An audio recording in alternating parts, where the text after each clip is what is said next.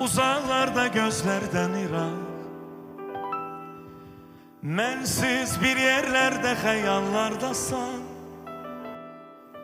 sakitçe düşünüp herkesten uzak, yasak sevgimizin yollarındasan.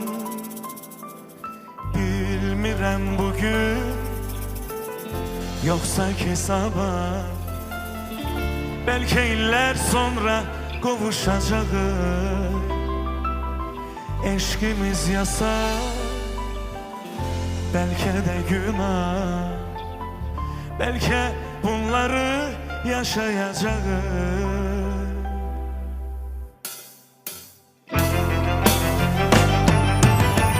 Sen mi günahkarsan, ben mi günahkar?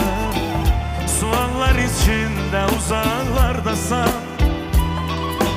eşk mi zamansızdır, biz mi inatkar? Kavuşma sevginin sorağındasan. Sen mi günahkarsan, ben mi günahkar?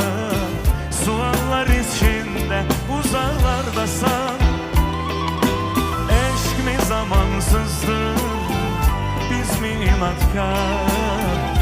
Kavuşma sevginin sorağındasan.